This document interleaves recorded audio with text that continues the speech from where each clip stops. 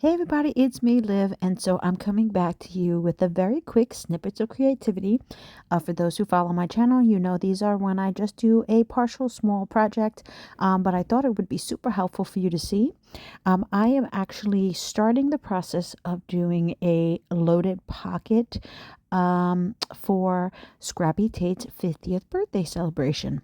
Now, I absolutely love this paper line from Stamperia. It's called Magic Forest, and I have it in the 12 by 12, the 8 by 8. I have rice papers as well as I have ephemera for it. So I thought that this would be the perfect collection for me to use from my stash. Now, with my new table setup, I don't have the best zoom in, so I'm going to just go over really quickly. You're going to take your 12 by 12 paper and you're going to score the first line at 3 and 1/4. And then you're going to score the other side at 8 and 3/4. Then you're going to turn your paper and score it at 3 and 3/4. And that's all the scoring that needs to be done for the type of loaded pocket envelope. Well, I guess it's not really an envelope, a loaded pocket I'm going to be making here. So what you want to do is make sure that you really do score those lines very well. Now, if you ever use Stamperia paper, you know it's actually pretty thick paper. So you do need to make sure that you're creasing your fold as best as you can. It's very much like, trying to remember who else's paper is thick like this. I think like the blue fern paper, if anyone's ever used their paper, is also pretty thick. So I always like to make sure I do it a couple times when I'm going to head and fold it over. And so now you've got these 3 pieces. You're going to take this bottom piece and you're going to just go ahead and fold it up.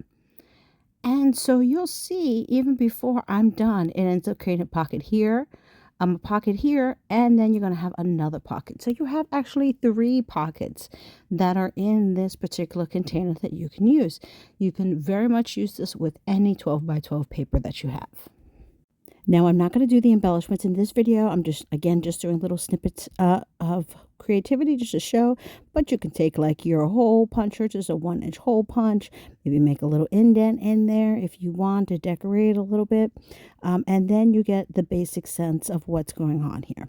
Now, in order to make the pocket on top, all I'm going to do is go ahead and fold over till the corner meets the edge here. And make sure you take your bone folder out and fold everything over really well. We're going to do it on both sides. Now, personally, this is one of the reasons why I do love double-sided paper, because when we're doing a project like this, you've already have the inside decorated, don't have to worry about doing anything extra to really jazz up the inside of it. So again, I'm going to fold over that side. If you're doing the same exact fold of just making sure that the edges line up against your paper fully on one side, they will end up being even. So just score them down, varnish them so that they're really straight. And you can see, I wanted this stitch because I thought it looked nicer with that stitch on that side. All you're going to then do is take your tape and you want to go just along the very edges of the front side and then the very edge of the other paper so that they fold over. That way, anything that you stick inside is not an issue. Then you want to go ahead and just on the sides here of this part, on the very, very edges, again, so that you can stick items in this space right here, you're going to go ahead and lay that flat down. Now, I think because this paper is so thick, I got a little bit of a buckle here when I was trying to put it down, but you know what, that's okay.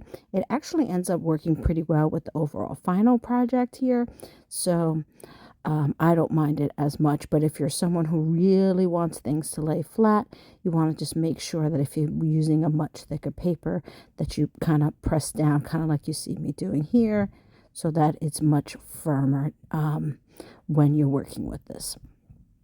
And so that is my super quick showing of how to do a loaded envelope with paper. Hope you enjoyed.